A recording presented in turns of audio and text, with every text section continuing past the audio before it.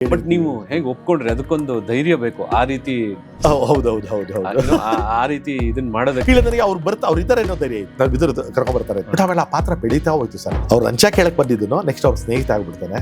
ಪ್ರತಿಯೊಂದಕ್ಕೂ ಅವ್ರ ಜೊತೆ ಇರ್ತಾನೆ. ಕೊನೆಯವರೆಗೂ ಆ ಪಾತ್ರ ಬೆಳೆಸ್ಕೊಂಡಿದ್ರು. ನನಗೆ ತುಂಬಾ ಜನ ನಮ್ಮ ಇವರು ಅವಾಗ ಕಮಿಷನರ್ ಆಗಿದ್ರು ಸುಭಾಷ್ ಬರ್ಡಿ ಅವರು, ಇವತ್ತು ನೆನ್ಸ್ಕೊತೀನಿ. ಕಲಾಕ್ಷೇತ್ರದಲ್ಲಿ ಒಂದ್ಸರಿ ಸಿಕ್ಕಿದ್ರು. ಅವರು ಕಲಾಕ್ಷೇತ್ರದ ಒಳಗಡೆ ಈಚೆ ಬರ್ತಾ ಇದ್ರು. ನಾನು ಒಳಗಡೆ ಎಂಟರ್ ಆಗ್ತಾ ಇದ್ದೆ. ರೀ ಆರಾಧ್ಯ ಬನ್ರಿ ಇಲ್ಲಿ, ತುಂಬಾ ಚೆನ್ನಾಗಿ ಮಾಡಿದಿರಿ ಆ ಪೊಲೀಸ್ ಪಾತ್ರ. ನಾವು ಪೊಲೀಸ್ನವ್ರಿಗೆಲ್ಲ ಹೇಳಿದೆ, ನೋಡ್ರಿ ಪೊಲೀಸ್ ಹೋದ್ರು ಆಗಿರ್ಬೇಕು.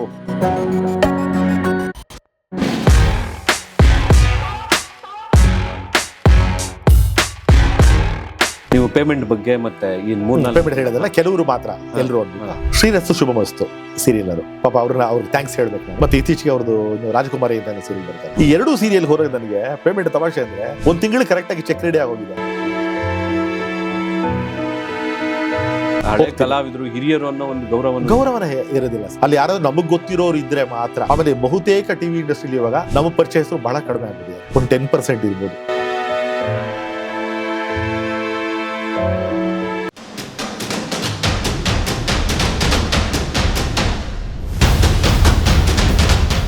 ನಾವು ನೋಡಿರ್ತೀವಿ, ಬಟ್ ನೀವು ಹೇಗೆ ಒಪ್ಕೊಂಡ್ರಿ? ಅದಕ್ಕೊಂದು ಧೈರ್ಯ ಬೇಕು. ಆ ರೀತಿ ಹೌದೌದು ಆ ರೀತಿ ಇದನ್ನ ಮಾಡೋದಕ್ಕೆ ಇಲ್ಲ, ನನಗೆ ಅವ್ರು ಇದ್ದಾರೆ ಅನ್ನೋ ಧೈರ್ಯ ಇತ್ತು. ನಾವು ಇದ್ರ ಕರ್ಕೊಂಡ್ ಬರ್ತಾರೆ ಅಂತ. ಬಟ್ ಆಮೇಲೆ ಆ ಪಾತ್ರ ಬೆಳೀತಾ ಹೋಯ್ತು ಸರ್. ಅದು ಅವ್ರು ಲಂಚ ಕೇಳಕ್ ಬಂದಿದ್ದನು ನೆಕ್ಸ್ಟ್ ಅವ್ರ ಸ್ನೇಹಿತ ಆಗ್ಬಿಡ್ತಾನೆ. ಪ್ರತಿಯೊಂದಕ್ಕೂ ಅವ್ರ ಜೊತೆ ಇರ್ತಾನೆ. ಆ ಥರದ್ದು ಕೊನೆಯವರೆಗೂ ಆ ಪಾತ್ರ ಬೆಳೆಸ್ಕೊಂಡಿದ್ರು. ನನಗೆ ತುಂಬಾ ಜನ ನಮ್ಮ ಇವರು ಅವಾಗ ಕಮಿಷನರ್ ಆಗಿದ್ರು ಸುಭಾಷ್ ಬರ್ಡಿ ಅವರು, ಸುಭಾಷ್ ಬರ್ಡಿ ಅವರು, ಇವತ್ತು ನೆನ್ಸ್ಕೊತೀನಿ. ಕಲಾಕ್ಷೇತ್ರದಲ್ಲಿ ಒಂದ್ಸರಿ ಸಿಕ್ಕಿದ್ರು. ಆ ಪಾತ್ರ ಬರ್ತಾ ಇದ್ದಾಗ ನೋಡಿ, ಅವ್ರು ಆ ಸೀರಿಯಲ್ ನೋಡ್ತಾ ಇದ್ರು ಅನ್ನೋದಕ್ಕೆ ಸಾಕ್ಷಿ, ಅಥವಾ ಒಳ್ಳೆದಕ್ಕೆ ಗಮನಿಸ್ತಾರೆ ಅನ್ನೋದಕ್ಕೆ ಸಾಕ್ಷಿ. ಅವರು ಕಲಾಕ್ಷೇತ್ರದ ಒಳಗಡೆ ಈಚೆ ಬರ್ತಾ ಇದ್ರು. ನಾನು ಒಳಗಡೆ ಎಂಟರ್ ಆಗ್ತಾ ಇದ್ದೆ. ಪರಿಚಯ ಇತ್ತು. ಆದ್ರೂ ದೊಡ್ಡವ್ರು ಹೇಗೆ ಎದುರುಗಡೆ ಹೋಗ್ಬೋದು, ನಾನೇ ಅವಾಯ್ಡ್ ಮಾಡ್ಕೊಂಡು ಅವ್ರ ಈ ಕಡೆ ಬರ್ತಾ ಇದ್ರು. ನನ್ನ ಸೈಡ್ಗೆ ಹೋದೆ. ಅವ್ರೆ ರೀ ಆರಾಧ್ಯ ಬನ್ರಿ ಇಲ್ಲಿ ಅದು ಕರೆದ್ರು. ಹತ್ರ ಹೋದೆ. ತುಂಬಾ ಚೆನ್ನಾಗಿ ಮಾಡಿದಿರಿ ಆ ಪೊಲೀಸ್ ಪಾತ್ರ. ನಾವು ಪೊಲೀಸ್ನವ್ರಿಗೆಲ್ಲ ಹೇಳಿದೆ, ನೋಡ್ರಿ ಪೊಲೀಸ್ ಹೋದ್ರು ಆಗಿರ್ಬೇಕು ಅಂತ ಹೇಳ್ದೆ ಇದ್ರು. ತುಂಬಾ ಖುಷಿ ಆಯ್ತು ಸರ್. ಅಂತಹ ದೊಡ್ಡ ಮನುಷ್ಯರು, ದೊಡ್ಡ ಅಧಿಕಾರಿಗಳು ಅದನ್ನ ನೋಡಿ ಗುರುತಿಸಿದ್ರಲ್ಲ. ಅಂದ್ರೆ ಒಬ್ಬ ಕೆಲಸಗಾರ ಅವನ ಕರ್ತವ್ಯವನ್ನ, ಅಂದ್ರೆ ಪೊಲೀಸರು ಕೂಡ ಕರ್ತವ್ಯನ ಹೇಗೆ ನಿರ್ವಹಿಸಬೇಕು ಅನ್ನೋದನ್ನ ಅವ್ರು ಹೇಳಿದಾರಲ್ಲ, ಅದು ಅವರಿಗೆ ತುಂಬಾ ಇಷ್ಟ ಆಗಿದೆ. ಅವರು ಪೊಲೀಸ್ ಅಧಿಕಾರಿಯಾಗಿ ಅದಕ್ಕೆ ಖುಷಿ ಆಯ್ತು ಸರ್.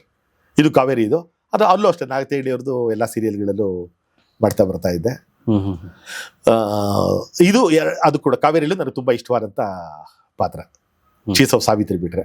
ಆದ್ರೆ ಸರ್ ನನಗೆ ಈಗಲೂ ಬೇಜಾರಾಗುತ್ತೆ ಅನ್ಸುತ್ತೆ. ಚೀಫ್ ಆಫ್ ಸಾವಿತ್ರಿ ಪಾತ್ರ ಅಷ್ಟೊಂದು ಇಷ್ಟ ಆಯ್ತು ಅಂತ ಹೇಳಿದ ನನಗೆ. ನಾನು ತುಂಬಾ ಇಷ್ಟಪಟ್ಟೆ. ಜನರು ಇಷ್ಟಪಟ್ಟರು. ಎಲ್ಲೂ ಹೋದ್ರು ನನ್ನ ಸೂರಪ್ಪ ಅಂತ ಕರೀತಾ ಇದ್ರು ಅದನ್ನ. ಅದರಲ್ಲಿ ನನ್ನ ಕಾಂಬಿನೇಷನ್ ಇದ್ದಿದ್ದು ಬಿ ವಿ ರಾಧಾ ಮೇಡಮ್ ಅವರು, ಜಗದೀಶ್ ಅವರು, ಈ ಥರ ದೊಡ್ಡ ದೊಡ್ಡ ಕಲಾವಿದ್ರ ದಂಡೆ ಇತ್ತು ಅದರಲ್ಲಿ. ಅಷ್ಟು ಪಾತ್ರ ಹೆಸರು ಕೊಟ್ಟರು ಕೂಡ ಆ ನಂತರ ಮತ್ತೆ ಆ ಥರ ಪಾತ್ರ ಸಿಗ್ಲಿಲ್ಲ ಸರ್ ನನಗೆ. ಕಂಟಿನ್ಯೂಟಿ ಪಾತ್ರ ರೆಗ್ಯುಲರ್ ಆಗಿ ಇರ್ತಾ ಇತ್ತು. ಮತ್ತೆ ಅದಕ್ಕೆ ಏನ್ ಕಾರಣ ಇರ್ಬೋದು? ಏನು ಅಂತ ನನಗೂ ಅರ್ಥನೇ ಆಗಲ್ಲ ಸರ್, ಯಾಕೆ ಅಂದ್ಬಿಟ್ಟು. ಈಗ್ಲೂ ಅಂತ ಪಾತ್ರಗಳು ಮಾಡಿದ್ರು ಕೂಡ ಇವತ್ತಿಗೂ ನಮ್ಮನ್ನ ಒಂದ್ ದಿವಸಕ್ಕೆ 2 ದಿನಕ್ಕೆ ಕರೀತಾರೆ. ಒಂದ್ಸರಿ ಅನಂತವೇಲ್ ಅವ್ರು ಹೇಳಿದ್ರು, ನಮ್ಮ ಹಿರಿಯ ಕಲಾವಿದರು ಅನಂತವೇಲ್ ಅವರು, ಗೊತ್ತಲ್ಲ, ಯಾವುದೋ ಒಂದು ಸೆಟ್ ಅಲ್ಲಿ ಆತರ ಹೇಳೋ ಮನಸ್ಸು ಕಡಿಮೆ, ಮನೋಭಾವನೆ ಕಡಿಮೆ. ಯಾವುದೋ ಶೂಟಿಂಗ್ ಕರೆಸಿದ್ರು ನನ್ನ. ಅಲ್ಲಿ ಡೈರೆಕ್ಟರ್ಗೆ ಹೇಳ್ತಾರೆ, ರೀ ಆರಾಧ್ಯ ಒಳ್ಳೆ ಆರ್ಟಿಸ್ಟ್ ರೀ, ಸರಿಯಾಗಿ ಉಪಯೋಗಿಸ್ಕೊಡ್ರಿ ಅವ್ರನ್ನ, ಕಂಟಿನ್ಯೂಟಿ ಪಾತ್ರ ಹಾಕ್ರಿ ಅವ್ರಿಗೆ ಅಂದ್ಬಿಟ್ಟು. ನನಗೆ ಅವ್ರು ಕೂಡ ಈ ಮೂಲಕ ನಾನು ಈ ವೇದಿಕೆಯಲ್ಲಿ ಅವ್ರಿಗೆ ಥ್ಯಾಂಕ್ಸ್ ಹೇಳಕ್ ಇಷ್ಟಪಡ್ತೀನಿ. ಖಂಡಿತ ದೇವರನ್ನ ಬರೆಸ್ಕೊಟ್ಟಿದ್ದಾರಲ್ಲ ಸರ್ ಅವ್ರಿಗೆ. ಹೌದು, ಆ ಒಂದು ಹೃದಯ ವಿಶಾಲವಾದ ಹೃದಯ ಇದೆ, ಬೇರೆಯವ್ರನ್ನ ಪ್ರೋತ್ಸಾಹಿಸುವಂಥದ್ದು. ಯಾಕೋ ಗೊತ್ತಿಲ್ಲ, ಎಲ್ಲ ಸೀರಿಯಲ್ಗೂ ಈಗ 2 ದಿನ 3 ದಿನ 4 ದಿನ ಕರೀತಾರೆ. ಅದಕ್ಕೂ ಹೆಚ್ಚಾಗಿ 3 ದಿನ ಆಕ್ಟ್ ಮಾಡ್ಬರೋದು ಕಷ್ಟ ಅಲ್ಲ ನಮಗೆ. ಆ 3 ದಿನ ಪಾತ್ರ ಮಾಡಿದ್ದಕ್ಕೆ 3 ದಿನ 4 ತಿಂಗಳು ವೆಯ್ಟ್ ಮಾಡಬೇಕು ಪೇಮೆಂಟ್ಗೆ. ಆ ಹಳೆ ದಿನಗಳೆಲ್ಲ ಹೋಯ್ತಲ್ವ? ಹೋಯ್ತು ಸರ್. ನಾವೆಲ್ಲ ಇರುವಾಗ ಸಿ ಕೈ ಚಂದ್ರು ಸರ್ ಅವರು ಫೈನಲ್ ಕಟ್ ಪ್ರೊಡಕ್ಷನ್ ನಲ್ಲಿ ಎಷ್ಟು ನಮ್ಮನ್ನ ಕುಟುಂಬದ ತರ. ನಾನು ಅವಾಗ ಚಿಕ್ಕ ಕಲಾವಿದ, ನನ್ಗೆ ಅವಾಗ ಒಂದು first serial, second serial episode, ಒಂದೊಂದು ಎಪಿಸೋಡ್ 2 ಎಪಿಸೋಡ್ ಬರ್ತಾ ಇತ್ತು. ಅವಾಗ ಬಂದಾಗೆಲ್ಲ ಸಿ ಕೈ ಚಂದ್ರು ಸರ್ ಎಷ್ಟು ಪ್ರೀತಿಯಿಂದ ಮಾತಾಡ್ಸೋರು. ಆಮೇಲೆ ಗೀತಾ ಮೇಡಮ್ ಹೌದು ಮಾತಾಡ್ಸೋದು ಸರ್, ಹೌದು ಚೆನ್ನಾಗಿ. ಹೌದು ಹೌದು ಆಮೇಲೆ ಕ್ಯಾಮ್ರಾಮನ್ ರಾಮಕೃಷ್ಣ ಅಂತ ಹೌದು ಹೌದು ಹೌದು ಹೌದು ಹೌದು ಅವರೆಲ್ಲ ತುಂಬಾ ಚೆನ್ನಾಗಿ ನಮ್ಮನ್ನ ಟ್ರೀಟ್ ಮಾಡ್ತಾ ಇದ್ರು. ಹೌದು ಸರ್, ಗೋಲ್ಡನ್ ಡೇಸ್ ಸರ್ ಅವೆಲ್ಲ. ಗೋಲ್ಡನ್ ಡೇಸ್ ಅವಾಗ. ಅದು ಆ ಚಿಕ್ಕಲ್ಸಂದ್ರದಲ್ಲಿ ಹೌದು ಸರ್, ಹೌದು ಇದಿತ್ತಲ್ವಾ? ಆ ಮನೆಗಳು.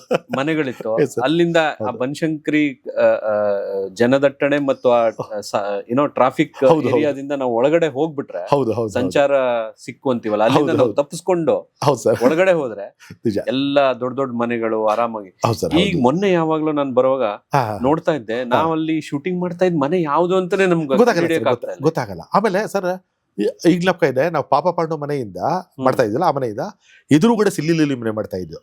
ಇದೇ ಬೇರೆ ಲೇಔಟ್, ಅದೇ ಬೇರೆ ಲೇಔಟ್. ಇಲ್ಲಿಂದ ಅಲ್ಲಿ ಕಾಣಿಸ್ತಾ ಇದೆ ಸರ್.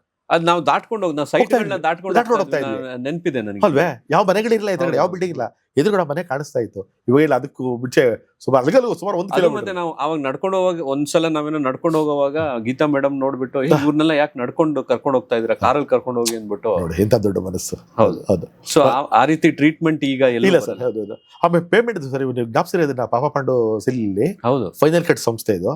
ಈಗ 3 ತಿಂಗಳು 4 ತಿಂಗಳು ಪೇಮೆಂಟ್ ಕಾಯ್ತೀವಲ್ಲ ಸೀರಿಯಲ್ ಅಲ್ಲಿ, ಅಲ್ಲಿ ನಾವು ಮಾಡೋ ಮುಂಚೆನೆ ಮುಂಚೆ ಕೊಟ್ಬಿಡ್ತಾ ಇರೋ ಸರ್. ಕೆಲವು ಸರಿ ಪಾತ್ರ ಮುಗಿದ ತಕ್ಷಣ, ಕೆಲವು ಸರಿ ಮಧ್ಯಾಹ್ನ ಕೊಟ್ಬಿಡ್ತಾ ಇರೋ, ಸಂಜೆ ಪಾತ್ರ ಮುಗಿದ್ರು. ಹೌದು. ಇನ್ ಕೆಲಸ ನನಗೆ ಈಗಲೂ ಅಪ್ಪ ಇದೆ, ಮೇಕಪ್ ಕೂತಿದ್ದಾಗ ಮೇಕಪ್ ಆಗ್ತಾ ಇರುತ್ತೋ ಬಂದು ಕವರ್ ಕೊಡ್ತಾ ಇದ್ರು. ನಾನು ಅಲ್ಲಿ ನಮ್ಮ ಮ್ಯಾನೇಜರ್ಗಳು ಕೇಳ್ತಾ ಇದ್ದೆ ಅವ್ರಿಗೆ, ಏನಪ್ಪ ನಮ್ಗೆ ಅವಮಾನ ಮಾಡ್ತಾ ಇದ್ದೀರಾ, ಇನ್ನು ಆಕ್ಟೇ ಮಾಡಿಲ್ಲ, ಮೊದಲೇ ಕೊಡ್ತಾ ಇದ್ದೀರಾ ಅಂದ್ರೆ ಅವ್ರು ಹೇಳ್ತಾರೆ ಒಳ್ಳೆ ಮಾತು, ಇಲ್ಲ ಸರ್ ನೀವು ಪಾತ್ರ ಮಾಡ್ಕೊಡ್ತೀರಾ ಗ್ಯಾರಂಟಿ, ನಮ್ಗೆ ನಂಬಿಕೆ ಇದೆ, ನಮ್ ಕರ್ತವ್ಯ ನಾವು ಮಾಡ್ಬಿಡಕ್ಕೆ ಸರ್. ಹೌದು. ನೀವು ಬಂದಾಗ ನಾವು ಮುಗಿಸ್ಬೇಕು. ಮುಗಿಸ್ಬಿಡ್ಬೇಕು ಅಂತ. ನಿಮ್ ಪಾತ್ರ ಮುಗಿದ್ಮೇಲೆ ನಾನೆಲ್ಲ ಹೊರಗಡೆ ಹೋಗಿರೋದು, ನೀವು ಹುಡ್ಕಾಡೋದು ಯಾಕೆ ಬೇಕು, ನನ್ನ ಕೆಲಸ ಮುಗಿಸ್ಕೊಂಡ್ಬಿಡ್ತೀನಿ, ನೀವೇನೋ ಪಾತ್ರ ಮಾಡದೆ ಏನು ಹೋಗಲ್ಲ, ನಂಬಿಕೆ ನಮಗಿದೆ ಹೌದು ಅಂತ ಇದ್ರು. ಇವತ್ತು 4 ತಿಂಗಳು ನಾವು ವೆಯ್ಟ್ ಮಾಡ್ಬೇಕು ಸರ್. ಆಮೇಲೆ 4 ತಿಂಗಳಾದ್ಮೇಲೆ ಏನಾಗುತ್ತೆ, ಕೆಲವು ಸರ್ತಿ ಅವರೇ ಕೊಟ್ಬಿಟ್ರೆ ಪರವಾಗಿಲ್ಲ, ನಾವು ಫೋನ್ ಮಾಡಬೇಕು. ಅವಾಗ ಬಂದಿರ್ಬೋದು ನೋಡಿ ಸರ್, ಚೆಕ್ ಮಾಡ್ಕೊಳ್ಳಿ ಸರ್ ಅಂತಾರೆ ಒಂದು. ಇನ್ನು ಕೆಲವು ಸರ್ತಿ ಮ್ಯಾನೇಜರ್ಗಳು ಚೇಂಜ್ ಆಗೋಗ್ಬಿಟ್ಟಿರ್ತಾರೆ.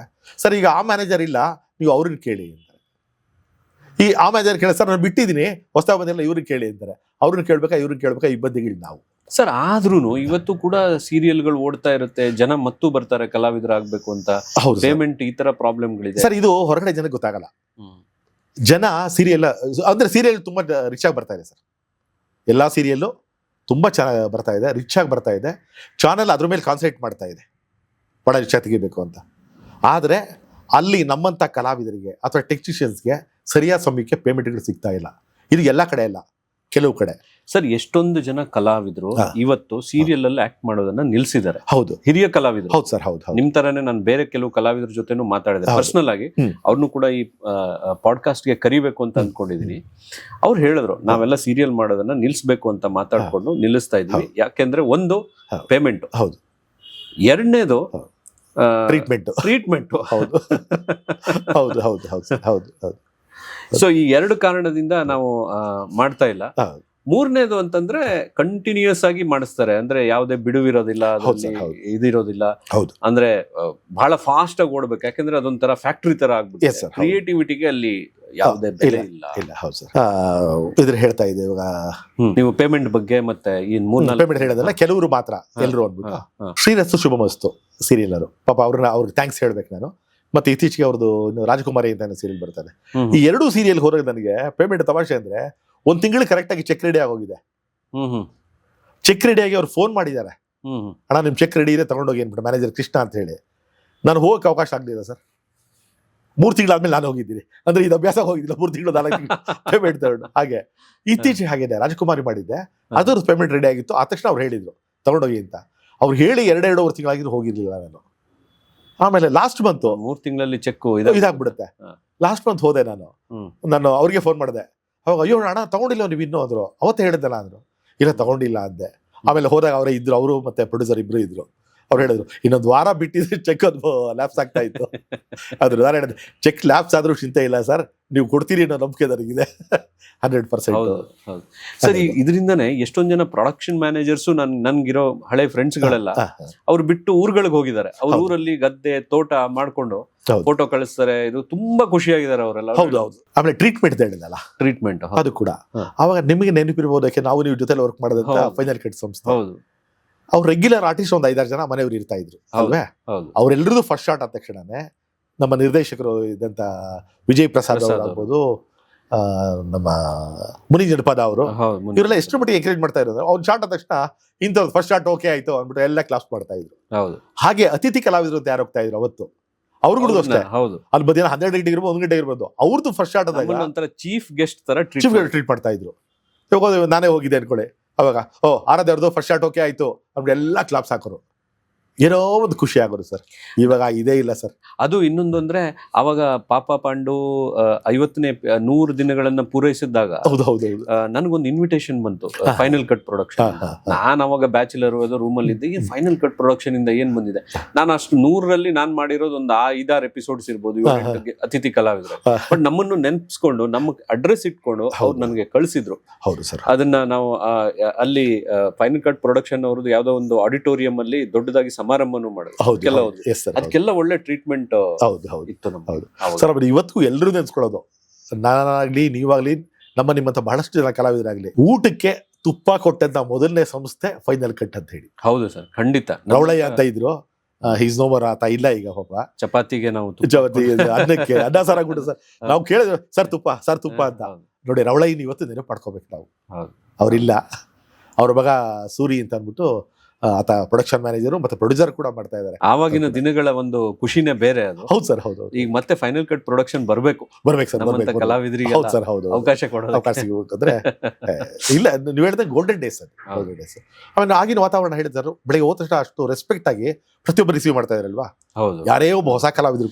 ವಿಜಯ್ ಕುಮಾರ್ ಅಂತ ಪ್ರೊಡಕ್ಷನ್ ಮ್ಯಾನೇಜರ್. ಹೌದು ಸರ್, ಹೌದು. T K Vijay Kumar. ಹೌದು. ಅವ್ರು ಫೋನ್ ಮಾಡಿ ಕೇಳೋರು, ನಾಳೆ ಬರ್ತೀರೇನ್ರಿ, ನಾಳೆ ಒಂದಿನ ಫ್ರೀ ಮಾಡ್ಕೊಂಬಿಡಿ ಪ್ರಮೋದ್. ಹೌದು. ಎಲ್ಲೂ ಕೆಲಸ ಇಟ್ಕೋಬಿಡಿ. ಹೌದು. ಕರಿಯೋರು. ಈಗ ಅವರೆಲ್ಲ ಏರ್ಟೆಲ್ ಇದು ಏನೋ ತಗೊಂಡಿದ್ದಾರೆ ಅಂತ, ಬೇರೆ ಬಿಸ್ನೆಸ್ ಅಲ್ಲಿ ಇದ್ದಾರೆ ಅಂತ ಕೇಳ್ಬೋದು. ಆಮೇಲೆ ಅವ್ರು ಟೈಮ್ ತಗೊಳ್ತಾ ಇದ್ದಾರೆ, ಬೇರೆ ಕಡೆ ಡೇಟ್ ತಗೊಳ್ತಾರಲ್ಲ ಸರ್ ಶೂಟಿಂಗ್. ನಾಳೆ ಬೇಕು ನಿಮ್ ಡೇಟ್, ನಾಳೆ ಬೇಕು ಡೇಟ್ ಅಂತ.